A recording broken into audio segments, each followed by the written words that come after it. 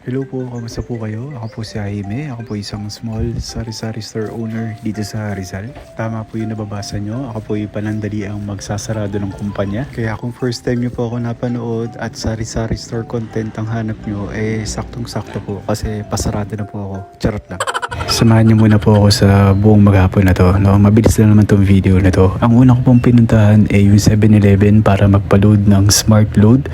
500 lang naman po yung papaload ko. Yung gamit ko pong pang-load sa tindahan ay yung traditional na SIM card. So dati po may ahente ako pero ayun po, ngayon nag-decide na lang ako na dito na lang sa 7-Eleven magpa-load. Kasi hindi naman po ganun kalaki yung laman lagi ng cellphone ko na pang-load. Minsan ano nga lang, 1,000 sa Globe, 1,000 sa Smart. Yun, so pagka medyo bumababa na dun, tsaka lang ako naglo-load. After ko dito magpalamig, charot lang. After ko dito magpa-load, lumabas na po ako at lalakarin ko lang po yung papunta sa bayan.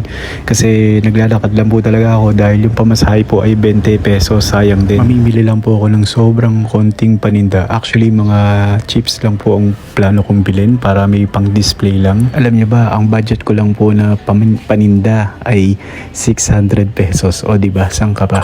Kasi kinukontian ko na lang po yung pamimili ko since may plano nga po akong magsara panandalian. At alam niyo ba, nakalimutan ko mag-video sa loob ng Pure Gold habang namimili. Grabe. Pero pabalik po ng bahay, nilakad ko lang po ulit. Ito po yung labas ng bahay namin at ito po yung mga pinamili ko. Ito naman po yung sarado pang kumpanya. Mamaya magbubukas po ako. Ito siguro mga 7 o'clock or 7:15 after ko pong maligo ng konti. Ng konti. Hindi ibig sabihin after ko pong maligo, nagbukas na po ako ng kumpanya para makapagtinda-tinda na. Investigahan ng Komisyon ng Human Rights ang Alcambero Comunidad nasa official social media page. Ang video ng lalaking suspect ni Mayor Alas 7:18. Naisip ko po nung nakaraang linggo, sabi ko, hindi muna ako masyado mamimili ng marami ngayon dahil plano ko nga po magsarado ng siguro isang buwan. Hindi ko din alam kung isang buwan o 2 buwan ang recovery kasi meron po akong papa-surgery. Ako po kasi ay magpapagawa ng ilong, charot lang. Hindi po, meron din po kasi akong condition sa mata, yung katarata. O di ba yung condition ko pang 60 years old? Ngayon po ang plano ko mag-aasikaso po ako ng PhilHealth kasi dati po naguhulog ako ng empleyado ko. Noong 2020 po hanggang ngayon di na po ako nakapaghulog at sabi po ng PhilHealth kailangan ko daw pong bayaran yung mga taon na hindi ako naghulog simula 2020 hanggang ngayon 2025 para magamit ko daw po yung benefits. Tapos medyo naghahagilap din ako ng salapi. Kasi medyo mahal yung operation pala ng katarata. To be honest, hindi ako ready financially ngayon. Sobra. Inamin no? Hindi kasi kung nanonood po kayo ng mga dati kong vlogs, makikita niyo po dyan na sobrang binabagon ko po yung tindahan ko talaga.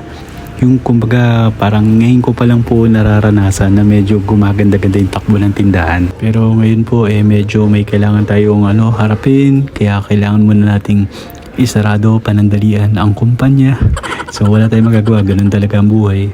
Kasi sa lahat naman po ng bagay na nangyayari sa ating buhay, syempre ang Panginoon lang naman po ang may hawak niyan. Sabi nga po kahit nga daw po yung pagbagsak ng dahon sa lupa may dahilan, di ba? Sa ngayon, medyo mamumblema. Ay, paano ba i-pronounce?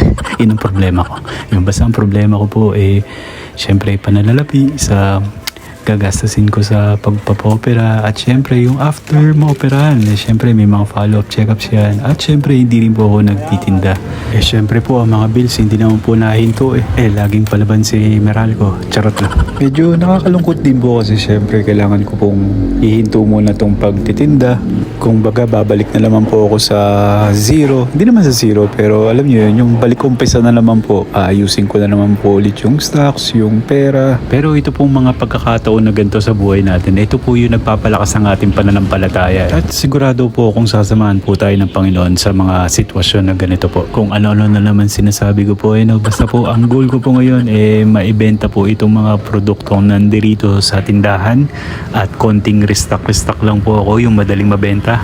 Hanggang sa araw po na makapag-decide ako, may schedule ako ng procedure ko po. Samahan niyo po ako sa bagong kabanata ng kumpanya. Yung pagsasara, panandalian lang naman. So yun po, maraming salamat sa oras nyo. Ingat po kayo palagi at God bless you po.